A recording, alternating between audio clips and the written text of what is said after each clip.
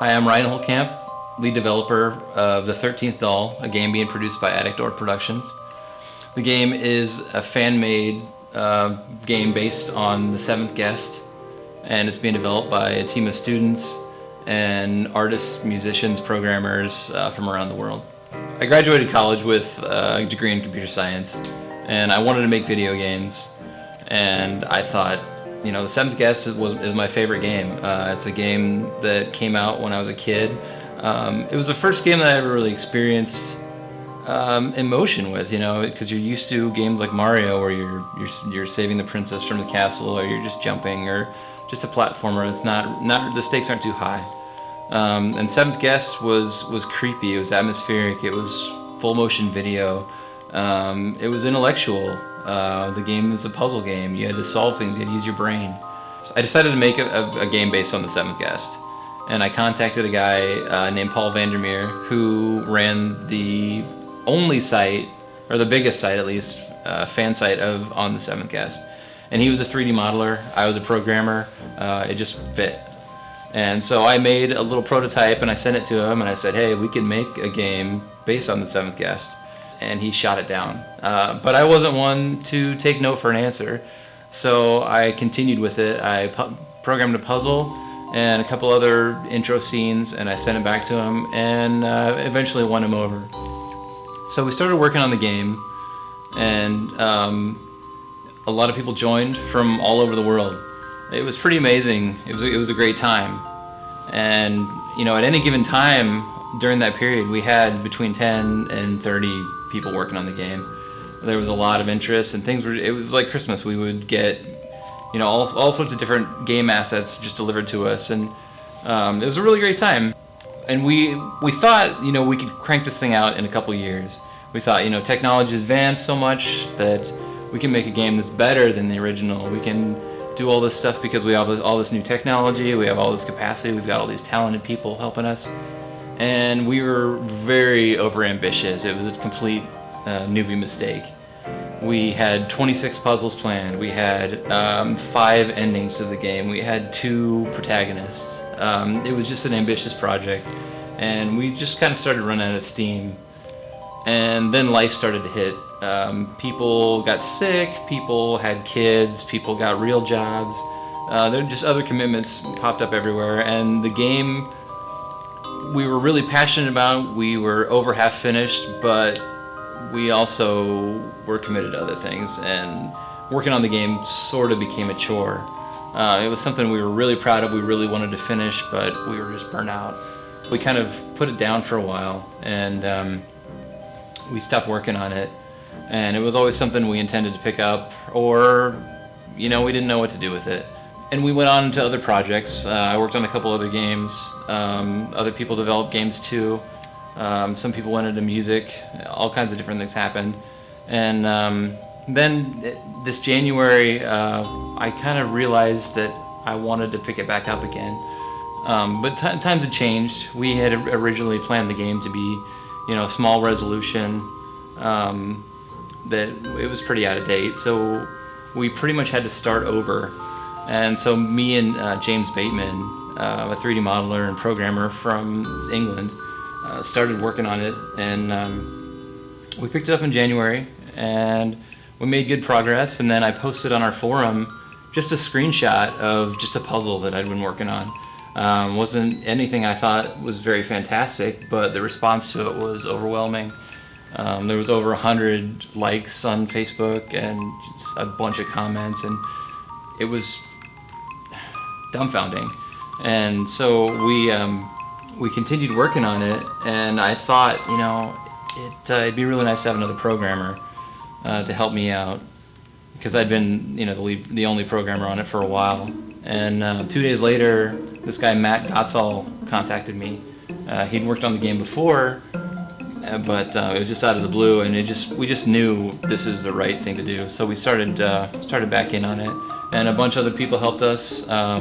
There's probably 6 or 8 people working on the game right now, and everything you see, all of our promotional materials, has been done in the last 6 months, so we're making really strong progress. The 13th Doll takes place right as the seventh guest ends. Tad, the protagonist, has defeated Henry Stoff. He leaves the mansion and he leaves everything behind. He leaves a bunch of souls and dolls and victims of Henry Stoff, but they still haunt him, so much so that he winds up in an insane asylum.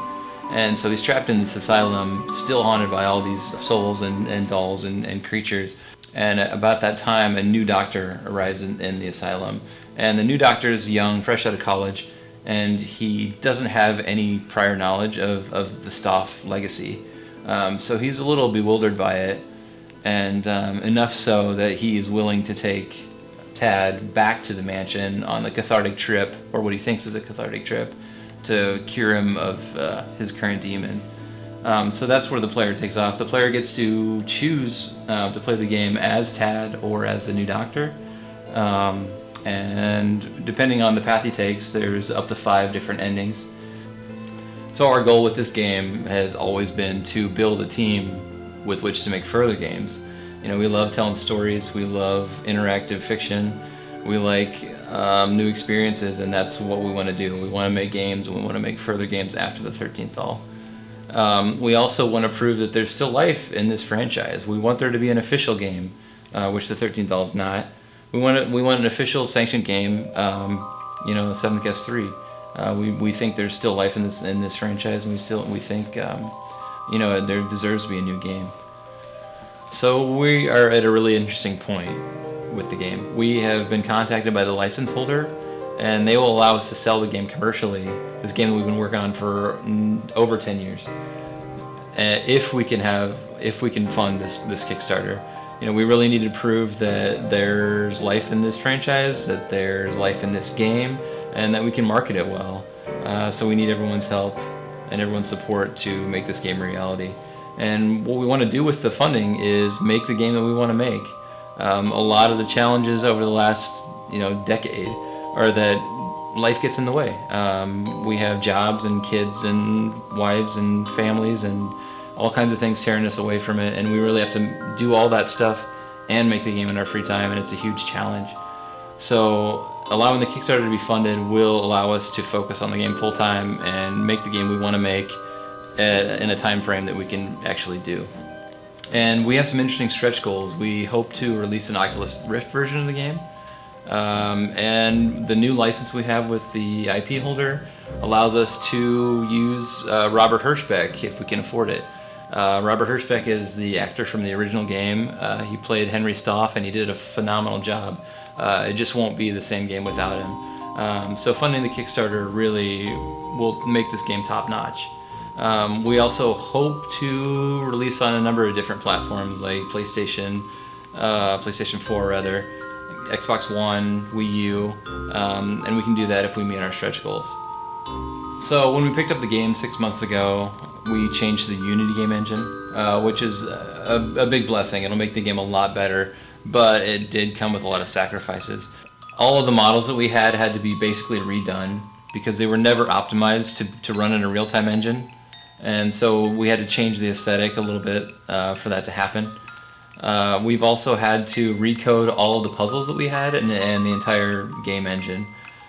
So none of the code we had before transitioned over. The design of all the puzzles has remained pretty much the same. We still have the original 26 puzzles that we planned. So it is, in some ways, it is the same game we always planned, but it'll just look a whole lot better and be in a lot better resolution and allow it to be in real time. So right now we're about halfway through programming all the puzzles. We're optimizing them a little bit. We still are in the process of redoing all the models and making sure that they look good, and we're retexturing them, and we're adding new UVs, and we're adjusting the lighting. We're working on the lighting, and we're hoping that to make the game look as real as possible. We have to film the game and composite that and add that into the Unity game engine. So there's a lot of work left. It's really important for us to finish this game so that we can have some closure. We've worked on this game for so long, and so many of us have touched it, and it's just going to be great for us to be able to put this on the shelf and have other people experience it. And not only that, but it gives Addict Door, the parent company of this game, a chance to thrive, and a resume and a history and a future. And it allows us to make further games. That's really what we want to do is tell more stories, create more games, inspire other people. And so yeah, it's really important for us to finish this game. So this is a game being made by fans and for fans, and we really want you to be a part of it. We have some great rewards. Check them out. And also, thank you for supporting us over the years. Thank you for being patient. Thanks to everybody who's ever been there for us, and we'll see you when the game comes out.